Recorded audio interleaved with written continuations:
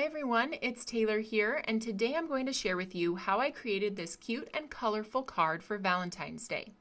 It all starts with the Hearts of Plenty background, which is a cling and clear combo.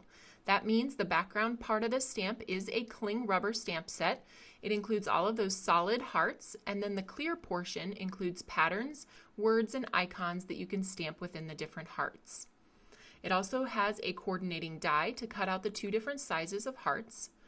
And then I'll be using the fill-in-the-blank love set. You can see the openings where you can place one of the hearts from the background, and it has a clear stamp as well to add additional phrases onto the words. I'll be using the stitched scallop edger die and stamping onto the simple strip stack in Sugar Cube. I'll be using my mini ink cubes in Cookie Monster, Fruit Punch, Cupcake, Lemon Meringue, Strawberry Milkshake, and Watermelon. Mini ink cubes make it much easier to stamp the multicolored background. I'll also be using a large pad in Oreo and Sugar Cube. And then I have a few different adhesives. I have my 1/2-inch foam square roll and my tape runner along with foam sticky strips. So let's get started with the Hearts of Plenty background. As I mentioned before, those clear stamps with the patterns are sized to fit perfectly over the solid hearts in the background stamp. So we're going to start by stamping the background onto Sugar Cube cardstock. First, I'm taking sea salt ink and stamping it onto the grid paper of my MISTI so I can very lightly see where I need to place my cardstock. Before I can stamp again, I will need to clean that stamp off, and then I'm going to grab my simple strip stack in Sugar Cube and place that right over the top of those sea salt hearts. I should be able to line it up just perfectly to make sure that I am covering all of the hearts with my piece of cardstock.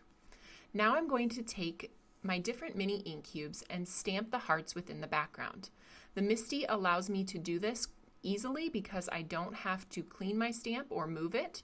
I counted the number of hearts and the number of ink colors I used, and I determined that I needed 4 hearts of each ink color. So I started with the lemon meringue and moved on to the cupcake and then the strawberry milkshake, and here I'm doing the Cookie Monster. You may need to use your finger or a baby wipe to wipe off any excess if you do overlap into the heart next to the one that you're inking, because you don't want these to have overlapping colors.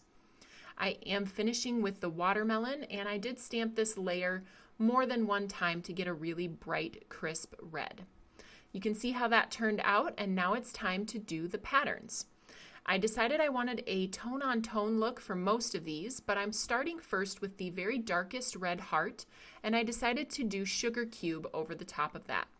Sugar Cube won't work well over some of the lighter colors, you just won't see it as well, so for the rest of the colors I'm going to do tone-on-tone stamping.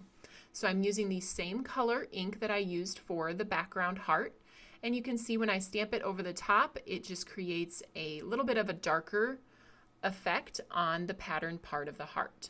I'm doing that with each of the colors. I continued with Cupcake and now Strawberry Milkshake, lining those up in the MISTI. Again, these are clear stamps, so you will need to add the foam piece underneath in order to catch that on the top of your paper.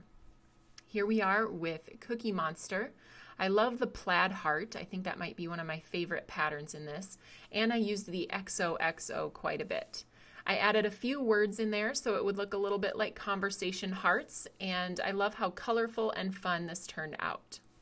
So now I'm going to use that love stamp from the fill in the blank. I decided a pop of black would be good for my colorful card, so I stamped that in the Oreo ink, and then I'm going to place that heart background down again because I need just one extra heart. I decided to do the watermelon color and the Sugar Cube over the top for the pattern. Then we can die cut this with the coordinating die. You can see those are linked together and they fit over both of the hearts in the background. And if you only need to cut one, then just place it over the one that you're cutting. I have here my small sidekick machine to quickly and easily cut that out. And then I can trim my love piece to fit right along my background. I do need to trim my background down because I know it's going to go on a 4 1/4 by 5 1/2 piece of cardstock, so this makes an A2 card. After things are trimmed to size, I wanted to set off the love from the colorful background, so I trimmed the stitch scallop edger from Oreo cardstock, and I'm placing that below the word love, trimming off the excess on the side, and then just a straight piece of cardstock in the same color across the top. So that will set that apart from the colorful background. I'm popping up that heart in the center and then adhering the whole piece down in about the top third of my card. Now I do have a few extra hearts that I stamped in the cupcake color, so I'm placing those over the top with foam tape as well to give it a little bit of extra dimension. The last step will be to add the words "you lots" from the clear portion of that fill in the blank stamp set, so my sentiment will end up saying "love you lots." I'm stamping that onto sugar cube cardstock with Oreo ink and then using my paper trimmer to trim it into a small strip. I'll use my foam sticky strips to adhere that down towards the bottom right of the sentiment love. And the last step will be to place this on a card base. I'm going to back the panel with Oreo cardstock, and I decided to try something a little bit different with my layout. So I'm cutting this straight across the top, and then I'm going to place that same panel straight across the top of my A2 card base. I love how this card turned out. It's so cheerful, and I can't wait to give it for Valentine's Day. Thanks so much for tuning in. You can find all of these products at the Tailored Expressions web store at tailoredexpressions.com.